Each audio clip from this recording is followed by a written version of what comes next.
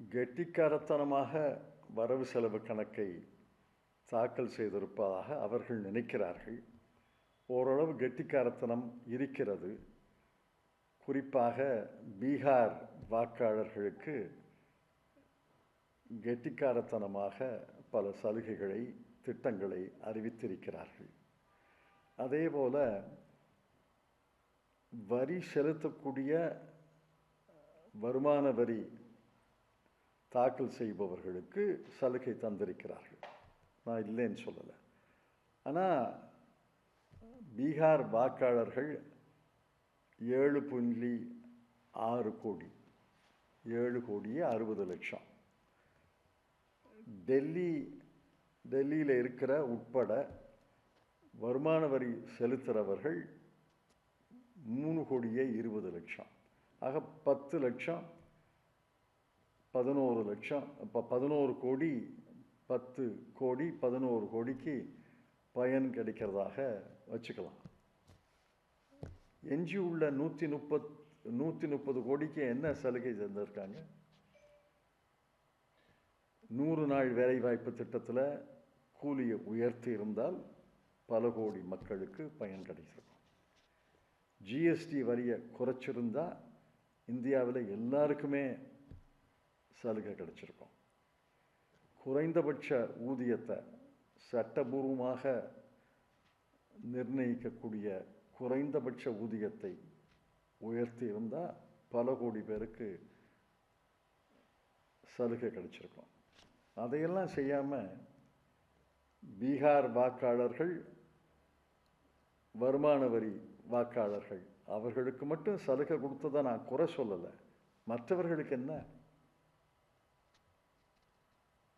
விவசாயிகள் கடன் தள்ளுபடி செய்யப்படும் ஒரு எதிர்பார்ப்பு இருந்தது. அதே போன்ற விவசாயிகளுடைய விலை பொருட்களுக்கு குறைந்தபட்ச ஆதரவு விலை நிர்ணயம் செய்வது தொடர்பான எந்த ஒரு அறிவிப்புமே வெளிவரவில்லை. விவசாயிகளை பொறுத்தவரையில் அவர்களுடைய கோரிக்கை பல ஆண்டுகாலமாக வைக்கப்பட்டு வருகிறது.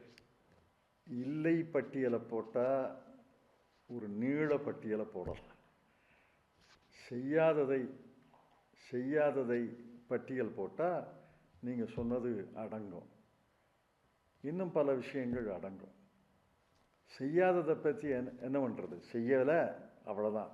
மக்களை போய் பார்க்கும்பொழுது இதெல்லாம் செஞ்சுருக்கலாம், உங்களுக்கு செய்யலைன்னு சொல்லலாம். செய்யாதவர்களை பார்த்து ஏன் செய்யலைன்னு கேட்டால் என்ன சொல்லுவாங்க தெரியல எனக்கு. பிரதமர் சொல்றாரு ஒட்டுமொத்தமான மக்களுக்கான ஒரு பட்ஜெட், இது அனைத்து தரப்பினரையும் மேம்படுத்தும் அப்படின்னு சொல்றாரு. நேற்றைக்கு நாடாளுமன்றத்துக்கு வரும்போது கூட அதான் சொன்னார். நாளைக்கு தாக்கல் செய்யப்பட இருக்கின்ற பட்ஜெட் ஏழை மக்கள், நடுத்தர மக்கள், மேல்தட்டு மக்கள் அனைவரையும் கருத்தில் கொண்டு இந்த பட்ஜெட் தயாரிக்கப்பட்டிருக்கிறது அப்படின்ற ஒரு கருத்தை சொல்றாரு. ஏழை மக்களுக்கு என்ன இருக்கு இந்த பட்ஜெட்டில்? டிசம்பர் மாதத்தில் அரசு எடுத்த ஆய்வு 4 நாட்களுக்கு முன்னாடி முடிவுகளை வெளியிட்டிருக்காங்க. கிராமப்புறங்களில், ஊரக பகுதிகளில் ஒரு தனிநபர் மாத செலவு 4,120 ரூபா. அப்படின்னா ஒரு தனி மனிதர் நாளுக்கு 130 ரூபா செலவழிக்கிறார், ஒரு 140 ரூபா செலவழிக்கிறார். நகர்ப்புறங்களில் 7,000 ரூபா மாத செலவு. அப்படின்னா ஒரு நாளைக்கு 220 ரூபா, 230 ரூபா செலவழிக்கிறார். 220 ரூபா செலவழித்து எப்படி வீடு, உணவு, கல்வி, சுகாதாரம், இதர செலவுகள் எப்படி செய்ய முடியும்? ஆகவே தான் நான் சொல்கிறோம், நீங்கள் இந்தியாவுடைய சராசரி பார்த்தாலும் குறைவு தான். ஆனால் கீழ்ப்பாதி 50%, அதுலேயும் கீழ்ப்பாதி 20%, 25% ஏழைகள் இருக்காங்க. அவங்களும் ஜிஎஸ்டி கட்டுறாங்க. வருமான வரி கட்டுறவங்க மட்டும்தான் வரி கட்டுறாங்கன்னு நினைக்கிறது. ஜிஎஸ்டி கட்டுறது எல்லாரும் கட்டுறோம். ஏழைகளும் கட்டுறாங்க, பணக்காரர்களும் கட்டுறாங்க, நடுத்தர மக்களும் கட்டுறாங்க. ஆக ஜிஎஸ்டியை வெட்டி இருந்தால், ஜிஎஸ்டியை குறைச்சிருந்தா எல்லாருக்கும் பலன் கிடைச்சிருக்கும். எல்லாரும் பெட்ரோல் போடுறாங்க, டீசல் போடுறாங்க. பெட்ரோல் டீசல் விலையின் காரணமாகத்தான் டாக்ஸி, பஸ்ஸு விலை கூடுது.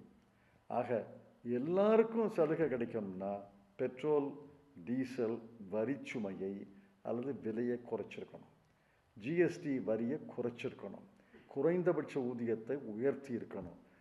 100 நாள் வேலைவாய்ப்பு திட்டத்தில் நாள் கூலியை உயர்த்தி இருக்கணும். இதெல்லாம் செஞ்சுருந்தா பெரும்பகுதி மக்களுக்கு சலுகை கிடைச்சிருக்குன்னு சொல்லலாம்.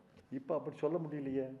ஏன் பெட்ரோல் டீசல் அந்த விலைகளை குறைப்பது தொடர்பான நடவடிக்கைகளை மத்திய அரசு எடுக்க தயக்கம் காட்டுகிறது? தயக்கம் காட்டுறதுன்னா அது தெரிஞ்ச விஷயம் தானே. அவர் பெரிய வருமானம் வருது. இல்லை, ஆயில் கம்பெனிகளுக்கு, எண்ணெய் கம்பெனிகளுக்கு பெரிய வருமானம் வருது, அரசுக்கு பெரிய வருமானம் வருது. அந்த வருமானத்தை எப்படி இழப்பாங்க? அது அமுத சுரபி மாதிரி நாள்தோறும் வந்துகிட்டு இருக்குல்ல. டெய்லி பெட்ரோல் விற்கிறாங்க, டெய்லி டீசல் விற்கிறாங்க, தினமும் வருமானம் வருது இல்லை. உள்துறை அமைச்சர் அமித்ஷா சொல்றாரு, நடுத்தர மக்கள் பிரதமருடைய மனசுல நடுத்தர மக்கள் நிற்கிறார்கள் அப்படின்னு சொல்றாரு. இந்த பட்ஜெட் நடுத்தர மக்களை பெரிய அளவுல மேம்படுத்தும் அளவுக்கு கொண்டு வரப்பட்டிருக்கிறதுன்னு ஒரு கருத்தை சொல்றாரு. பெரிய அளவுக்கெல்லாம் கொண்டு வரல. நடுத்தர மக்களுக்கு சலுகை தந்திருக்காங்க. எந்த நடுத்தர மக்கள்? உங்கள் கணிப்பு என்ன?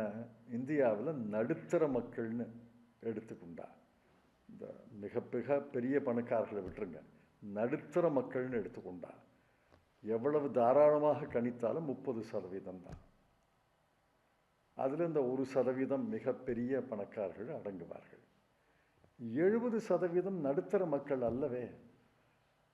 70% ஆங்கிலத்தில் லோவர் மிடில் கிளாஸ்ன்னு சொல்கிறோம். நடுத்தர மக்களுக்கு கீழே இருக்கிறவங்க அல்லது ஏழை மக்கள் தான் இருக்கிறாங்க. நடுத்தர மக்கள்னு உள்துறை அமைச்சர் சொன்னதை உண்மை என்று வைத்து கொண்டால் கூட 30% மக்களுக்கு தானே சலுகை. அதில் 30%க்கு சலுகை அல்ல. 30%த்தில் வருமான வரி கற்றவங்களுக்கு மட்டும்தான் சலுகை. அந்த 30%த்தில் 30%னா ஏறத்தாழ 40-45 கோடி மக்கள். 45 கோடி மக்களுக்கு சலுகை கொடுத்துட்டாங்க. 3.2 கோடி வருமான வரி கற்றவங்களுக்கு தான் சலுகை. அவங்க குடும்பத்தில் 4 பேர் இருக்கான்னு வச்சா கூட 4ஆல் பெருக்கினா கூட ஒரு 12 கோடி மக்களுக்கு தான் சலுகை. எஞ்சி உள்ள நடுத்தர மக்களுக்கு சலுகையே கிடையாது. எஞ்சி உள்ள நடுத்தர மக்களுக்கும் ஏழை மக்களுக்கும் சலுகை கொடுக்கணும்னா ஜிஎஸ்டியை வெட்டி இருக்கணும், ஜிஎஸ்டியை குறைச்சிருக்கணும். மாவட்ட அரசு மருத்துவமனைகள்ல எல்லா மருத்துவமனைகள்லையும் கேன்சர் சென்டர்ஸ் துவங்கப்படும் அப்படின்னு ஒரு திட்டத்தை அறிவிச்சிருக்கிறாங்க. அப்படி பார்த்தா இந்தியாவில் பரவலாக கேன்சர் நோய் அதிகரித்து கொண்டே இருக்கிறது அப்படின்னு நம்ம எடுத்துக்கலாமா? கேன்சர் நோய் அதிகரிப்பதற்கு அரசு காரணம் இல்லை. நம்முடைய வாழ்க்கை முறை, உண்ணுகிற உணவு, சுற்றுச்சூழல் தான் காரணம். கேன்சர் அதிகரிக்கிறது என்பதை உணர்ந்ததால் தான் கேன்சர் மையங்களை அறிவித்திருக்கிறார்கள். ஆனால் இந்தியாவில் ஏறத்தாழ 670-680 மாவட்டங்கள் இருக்குது. எந்த ஆண்டு இந்த திட்டத்தை நிறைவேற்றுவார்கள் எனக்கு தெரியல. அந்த கிசான் கிரெடிட் கார்டுக்கு உச்சவரம்பு 3 லட்சத்திலிருந்து 5 லட்சமாக உயர்த்தியிருக்காங்க சார். இது எந்த அளவுக்கு விவசாயிகளை பயனடைய செய்யும்? இந்த பாருங்க, விவசாயிகளுடைய வருமானத்தை ரெட்டிப்பதாக சொன்னார்கள்.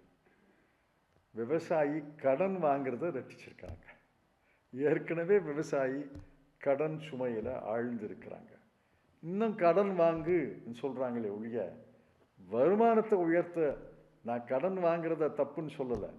விவசாயி கடன் வாங்க வேண்டியிருந்தால் கடன் வாங்கத்தான் வேணும். வருமானத்தை உயர்த்துவதற்கு என்ன வழி? நீங்கள் குறைந்தபட்ச விலை நிர்ணயத்தை பற்றி ஏதாவது அறிவிச்சிருக்கீங்களா? இல்லை உரங்களின் விலையை பற்றி ஏதாவது அறிவிச்சிருக்கீங்களா? பயிர் இன்சூரன்ஸை பற்றி ஏதாவது அறிவிச்சிருக்கீங்களா? ஒன்றுமே கிடையாது. கடன் வாங்கிறத உயர்த்தி இருக்கிறேன். 3 லட்சத்திலிருந்து 7 லட்சம் கடன் வாங்கலாம். மேற்கொண்டு கடனாளியாக விவசாயிகளுக்கு ஏதாவது பயனுள்ளதாக இருக்குமா? கடன் வாங்கி கடனாளியாகலாம். கடனை திருப்பி செலுத்த முயன்றவர்கள் கடனை பயன்படுத்தலாம். ஆனால் கடனை திருப்பி செலுத்த முடியாதவர்கள் கடன் வாங்கினா மேலும் கடன் சுமை தானே அதிகரிக்கும். சார், தமிழ்நாடை பொறுத்தவரை ஒரு முக்கியமான கேள்வி. கடந்த பட்ஜெட்லையும் சரி, இந்த பட்ஜெட்லையும் சரி, தமிழ்நாடு அப்படின்ற பெயர் எங்கேயுமே குறிப்பிடப்படலை அப்படின்னு விமர்சனத்துக்கு உள்ளாகி இருக்கிறது. தமிழ்நாட்டைச் சேர்ந்த ஒரு நிதியமைச்சர் 8வது முறையாக தனது பட்ஜெட்டை தாக்கல் செய்கிறார். இது போன்று வந்திருப்பதை நீங்கள் எப்படி பார்க்கிறீங்க? அவர் தமிழ்நாட்டைச் சேர்ந்த முதலமைச்சர் என்பதற்காக நிதி அமைச்சர் என்பதற்காக குற்றமோ குற்றம் இல்லையோ என்று சொல்ல முடியாது. 29 மாநிலங்களையும் சொல்ல வேண்டிய அவசியம் இல்லை. பீகாரை 4 முறை குறிப்பிட்டதைப் போல வேறு சில மாநிலங்களையும் குறிப்பிட்டிருக்கலாம். அவர் ஒருவேளை திருவள்ளுவர் குறளை சொன்னதால் தமிழ்நாடு குறிக்கப்பட்டதுன்னு நினைச்சிருக்கலாம். நான் எப்படி சொல்ல முடியும்?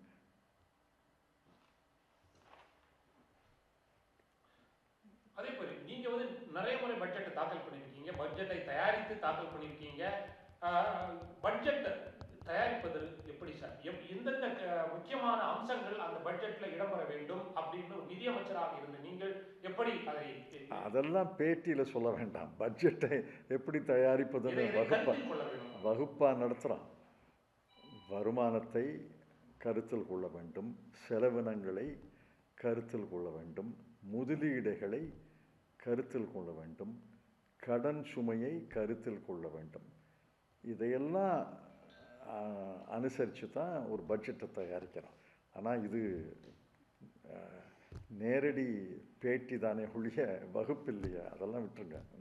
மத்திய அரசு கொண்டு வந்திருக்கின்ற இந்த 2025-26ஆம் ஆண்டுக்கான இந்த பட்ஜெட்டை நம்பி டெல்லி மக்கள் பாரதிய ஜனதாவுக்கு ஓட்டு போட்டு அவங்களை ஆட்சியில் அமர்த்துவாங்க. ஏன்னா 25 வருஷமா அவங்க வந்து ஆட்சியில் வர முடியல. டெல்லியில் இருக்கிற வாக்காளர்கள் எல்லாரும் வருமான வரி கட்டுறாங்கன்னு நினைக்காதீங்க. மொத்தம் வருமான வரி கட்டுறவங்க 3.2 கோடின்னு சொன்னேன். அதில் டெல்லியில் அதே சதவீதத்தை வச்சா டெல்லியில் ஒரு சில லட்சங்கள் பேர் இருப்பாங்க. அந்த சில லட்சம் பேர் மகிழ்ச்சியாக வாக்களிக்கலாம். எனக்கு தெரியல. ஒரு அம்சத்தில் யாரும் வாக்களிப்பது கிடையாது.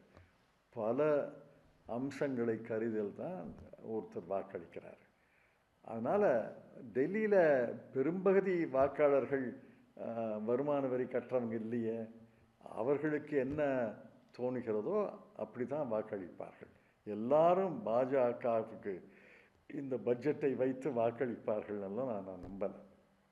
முயற்சி செய்து பாஜக இந்த தூண்டில் போட்டால் மீன் சிக்குமான்னு பார்க்குது. ஒட்டுமொத்தமாக இந்த பட்ஜெட்டை ஒரு வரியில் சொன்னால் எப்படி சொல்லாது?